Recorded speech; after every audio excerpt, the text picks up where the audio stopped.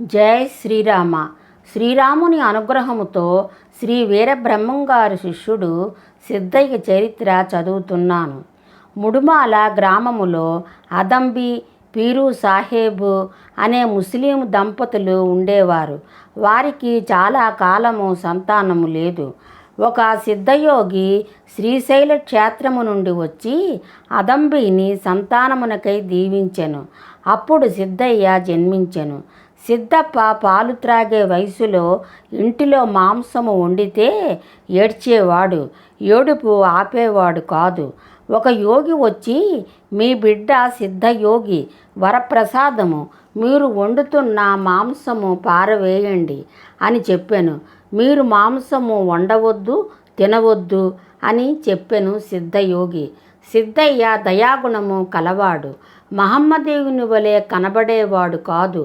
మగ్గము నుండి నేయుచున్న బట్టను తీసి చలితో ఉన్న బిచ్చగాళ్లకు కప్పివేసేవాడు.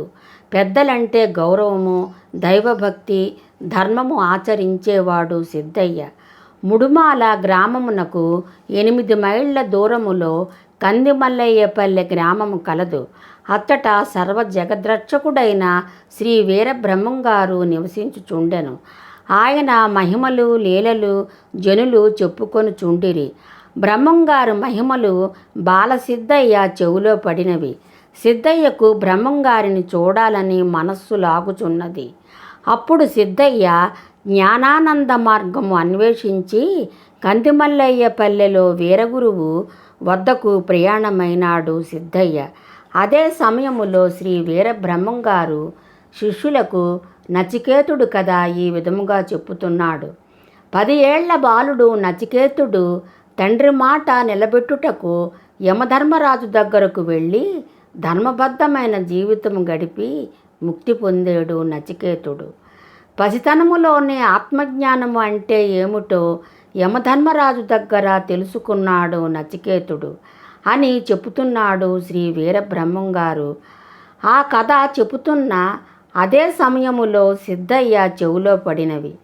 సిద్ధయ్య శ్రీ వీరబ్రహ్మంగారి పాదములకు భక్తితో సాష్టాంగ నమస్కారము చేసెను. బ్రహ్మంగారు సిద్ధయ్యను దీవించి, నీవు ఎవరవు, ఎచట నుండి వచ్చితివి అని అడిగను. నాది ముడుమాల గ్రామము, నాది మహమ్మదీయ మతము అనెను సిద్ధయ్య. అప్పుడు వీరబ్రహ్మంగారు కుమారుడు పోతులూరయ్య, ఓరి దూదేకుల వాడవు, తురక కులములో జన్మించిన వాడవు, నీకెందులకు బోధనలు అనెను. అప్పుడు సిద్ధయ్య గోవిందమాంబతో, అమ్మా, నీ బిడ్డగా నన్ను భావించు అనెను. సిద్ధప్ప ముడుమాల గ్రామములో 3 దినముల నుండి కనబడుట లేదు అని తల్లి తండ్రి వెతుకుచుండిరి. అప్పుడు బ్రహ్మంగారి దగ్గర ఉన్నాడు అని తెలిసినది. తండ్రి పీరు సాహేబు కందిమల్లయ్య పల్లెకు వెళ్ళి సిద్ధయ్యను రమ్మని పిలిచెను. సిద్ధయ్య ప్రాణములు విడిచెదను కానీ తిరిగి ఇంటికి రాను అనెను. అప్పుడు తండ్రి పీరు సాహేబు వీరబ్రహ్మంగారికి అప్పగించి వెళ్ళిపోయెను. అప్పుడు వీరబ్రహ్మంగారు మనుమరాలు అయిన ఈశ్వరమ్మను చూచి, అమ్మా, సిద్ధుని చరిత్రను పరిశీలించి బ్రహ్మ విద్యాధికారమునకు శిష్యునిగా చేర్చుకొనుటకు అర్హత ఉన్నదా అని అడిగను. శ్రీ వీరబ్రహ్మంగారు 3 దినములు సిద్ధప్ప భక్తి విశ్వాసములు చూచెను. అప్పుడు ఈశ్వరీదేవి పూర్వజన్మ తెలుసుకొని సిద్ధయ్యకు అవతార ఫలము యోగ్యత కలదు అని చెప్పెను. ఈశ్వరీదేవి జేజినాయనకు కొంతకాలమునకు బ్రహ్మంగారు శిష్యునిగా చేర్చుకొనెను. సిద్ధప్ప తండ్రి పీరు సాహేబు ఒకసారి కడప నవాబు దగ్గరకు వెళ్ళి, నా కుమారుడు సిద్ధయ్య హిందువు అయిన బ్రహ్మంగారి వద్ద విద్య నేర్చుకొనుటకు వెళ్ళిపోయెను అని ఫిర్యాదు చేశాను. అప్పుడు కడప నవాబు అలాగా అని సిద్ధయ్యను రమ్మని కబురు పంపెను. సిద్ధయ్య నవాబు వద్దకు వెళ్ళి నమస్కారము చేయలేదు. ఏమీ, నాకు నమస్కారం చేయలేదు అని నవాబు అడిగాను. నేను ఎవరికి నమస్కరించినా వారి తల ముక్కలైపోవును అనెను సిద్ధయ్య. అలాగా, అయితే ఒక బండరాయి తెప్పించి నమస్కరించమనెను నవాబు. సిద్ధయ్య తన గురువును తలచుకొని బండరాయికి సలాము చేసెను. బండరాయి ముక్కలు అయినది. నవాబు సిద్ధయ్య మహిమకు ఆశ్చర్యపడెను. సిద్ధయ్య నవాబుకు వేదాంత జ్ఞానము, కాలజ్ఞానము బోధించెను. సిద్ధయ్య గురుదేవుని వద్దకు వెళ్ళిపోయెను. శ్రీ వీరబ్రహ్మంగారు ఉపదేశించిన యోగ మార్గము, భక్తి జ్ఞాన వైరాగ్యము, సాఖ్యతారకము, సంస్కాది యోగము, మంత్రాలయం, హఠరాజ యోగాది విద్యలన్నీ శ్రద్ధతో వినుచుండెను సిద్ధయ్య. తక్కిన శిష్యులు ఓర్వలేకపోయిరి. సిద్ధయ్య భక్తికి గురురక్షణ కవచమైనది. శ్రీ వీరబ్రహ్మంగారు శిష్యులతో దేశ సంచారమునకు వెళ్ళిరి. మార్గమధ్యములో గురుదేవుని అనుగ్రహముతో ఎన్నో మహిమలు చేసెను సిద్ధయ్య. దారిలో చనిపోయిన సునక మాంసము ఉన్నది. బ్రహ్మంగారు తన శిష్యులను తినమని అనిరి. దుర్గంధముగా ఉన్నది అనెను శిష్యులు. అప్పుడు సిద్ధయ్య, గురుదేవా, నేను తినదెను అనెను. సరే అనెను శ్రీ వీరబ్రహ్మంగారు. సిద్ధయ్య, ఏతస్తర్వంబు శ్రీ వీరబ్రహ్మేంద్రార్పణం అని సునకమును తినుచుండెను. అప్పుడు అది సునకము కాదు, అమృతము అయినది. అది స్వామి మహిమ. తక్కిన శిష్యులు సిగ్గుపడి అలా సంచారము చేస్తూ నంద్యాల చేరుకొనిరి. విశ్వబ్రాహ్మణులలో ఒక తెగవారు ఉండిరి. వాళ్ళు బ్రహ్మంగారిని చూచి ఉదర నిమిత్తం బహుకృత వేషం అని అవమానించిరి. ఎంత అన్నము తినెదరు, పుట్టి అన్నము తినెదరా అని హేళన చేసిరి. పుట్టి అన్నము వండితిమి, తినండి అనెను.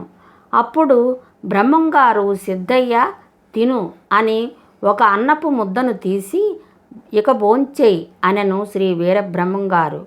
అప్పుడు సిద్ధయ్య గురుదేవునకు నమస్కరించి త్రుటిలో అన్నపు రాసి తిని ఆహా అని కన్నులు ఎర్రగా మారి ఉగ్రరూపుడయ్యను సిద్ధయ్య. అప్పుడు వీరబ్రహ్మంగారు ముందు తీసిన అన్నపు ముద్దను మంత్రించి సిద్ధయ్య నోటిలో వేసెను. అంతట సిద్ధయ్య శాంతించెను. అందరూ బ్రహ్మంగారిని క్షమించమని కోరిరి. నంద్యాల నుండి బయలుదేరి అరణ్య మార్గమున వచ్చుచుండిరి. అక్కడ వటవృక్షము మీద బ్రహ్మరాక్షసి నివాసమై ఉన్నది. ఆ త్రోవలో వెళ్ళిన బాటసారులను తినుచుండెను. బ్రహ్మంగారి శిష్యులు రాక్షసిని చూచి స్పృహ తప్పి పడిపోయిరి.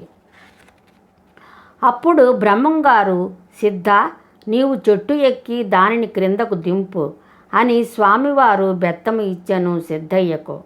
సిద్ధయ్య గురుదేవుని తలంచుచూ బెత్తముతో బెదిరించి రాక్షసిని క్రిందకు దించెను. అప్పుడు బ్రహ్మంగారు రాక్షసి మీద విభూతి చల్లెను. అంతలో రాక్షసిలో శక్తి పోయెను. బ్రహ్మంగారు రాక్షసితో ఇలా అనెను, నా మనుమరాలు ఈశ్వరీదేవి ఇచటకు వచ్చును. అప్పటి వరకు ఈలాగునే ఉండుము, అప్పుడు విముక్తి కలుగును అనెను శ్రీ వీరబ్రహ్మంగారు. శ్రీ వీరబ్రహ్మంగారి వద్ద సిద్ధయ్య 12 సంవత్సరములు ఉండెను. సిద్ధయ్యకు సకల శాస్త్రములు, విద్యలు బోధించెను. సిద్ధయ్య ఎన్నో మహిమలు పొందెను. గురుదేవుడు జీవసమాధిని పొందుదురు అని తెలిసి సిద్ధయ్యకు సంతోషము లేదు.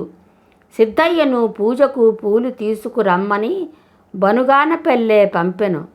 సిద్ధయ్య లేని సమయములో గురుదేవుడు శ్రీ వీరబ్రహ్మంగారు సమాధిలో కూర్చుంటిరి. అప్పుడు సిద్ధయ్య బనుగానపల్లె నుండి వచ్చి, నన్ను వదిలి సమాధిలో కూర్చుంటిరా, ఇది మీకు భావ్యమా అని గండ్ర కత్తెరతో ప్రాణము తీసుకొని చుండెను. అప్పుడు ఆగుము అని శ్రీ వీరబ్రహ్మంగారు సమాధి నుండి బయటకు వచ్చి, నాయనా సిద్ధ, నీ భక్తిని నెరుగనా అని గురుదేవుడు దివ్యదృష్టి సిద్ధయ్యకు ఇచ్చి విశ్వరూపము చూపెను. సిద్ధయ్య గురుదేవునకు స్తోత్రము చేసెను. స్వామివారు పాదుకలు, యోగదండము, చేతిబెత్తము, శిఖాముద్రిక, కాలజ్ఞాన పత్రములు ఇచ్చి నీవు నిత్యము పూజించుము అని చెప్పెను. సిద్ధయ్యను వివాహము చేసుకోమని చెప్పెను. అంతటా సిద్ధయ్య ముడుమాల గ్రామము వెళ్ళిపోయెను. ముడుమాల గ్రామములో తిమ్మారెడ్డి పాముకాటుకు చనిపోయెను. సిద్ధయ్య గురుదేవునిని తలంచి సూర్యమంత్రము జపించి తిమ్మారెడ్డిని బ్రతికించెను సిద్ధయ్య. పలుగురాళ్లపల్లె అను గ్రామములో బ్రాహ్మణ కులస్థుడు గోవిందయ్య సిద్ధయ్య మహిమలను గ్రహించి శిష్యునిగా చేర్చుకోమని ప్రాధేయపడెను. బ్రాహ్మణుడు అయిన గోవిందయ్యను సిద్ధయ్య శిష్యునిగా స్వీకరించి తనంతటి వానిగా చేసెను సిద్ధయ్య. ఒకసారి సిద్ధయ్యను ముడుమాల గ్రామాధికారి, నీవు మహమ్మదీయుడవు, నీకింత కీర్తియా అని హేళన చేశాను. ఆ సమయములో ఎక్కడో గోవులను పులులు పట్టుకొని చుండెను. సిద్ధయ్యకు ఆ దృశ్యము కనపడినది. దశా అని గట్టిగా అరిచెను. ఏమి అలా అరిచితివి అని గ్రామాధికారి అడిగను. పులుల బారి నుండి గోవులను కాపాడి తిని అనెను. నీవు ఇచ్చటనే ఉన్నావు, ఎలాగ నీకు కనపడినది అనెను గ్రామాధికారి. అంతా గురుదేవుని మహిమ అనెను సిద్ధయ్య. అప్పుడు గ్రామాధికారి సిద్ధయ్య మహిమను తెలుసుకొని శిష్యునిగా చేరెను.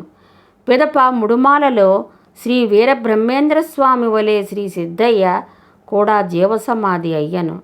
జై సిద్ధయ్య, జై శ్రీరామ. సిద్ధయ్య జన్మరహస్యము శ్రీ వీరబ్రహ్మంగారు ఇలా చెప్పెను. సిద్ధ, నీవు క్రిందటి జన్మలో ఈశ్వరాంశమైన ఆనంద భైరవ యోగివి, కాశ్మీర దేశపు రాజువి, ధర్మముగా పరిపాలించడి వాడివి. నీవు పులులను వేటాడుతున్నప్పుడు గోవుకి బాణము తగిలి మరణించెను. అప్పుడు ఆనంద భైరవ యోగి శ్రీ వీరబ్రహ్మంగారిని కలిసి పులులను చంపబోయి గోవులను సంహరించి తిని, గోహత్య పాపము ఎటులపోవును స్వామి అని బ్రహ్మంగారిని అడిగను ఆనంద భైరవ యోగి. అప్పుడు శ్రీ వీరబ్రహ్మంగారు ఆనంద భైరవ యోగితో ఇలా చెప్పెను. నీవు మహాపాపమే చేసితివి. మరుజన్మలో నీవు మహమ్మదీయుడవై సిద్ధుడవై నాకు శిష్యుడవై అవుతావు. అప్పుడు నీ పాపము తొలుగును అనెను శ్రీ వీరబ్రహ్మంగారు. శ్రీ వీరబ్రహ్మంగారు సిద్ధయ్యతో మరలా ఇలా చెప్పెను. నీవు వచ్చే జన్మలో ఉత్తర దేశమున వైశ్యకులమున గ్రంథివారింట జన్మించెదవు. తెల్లదొరల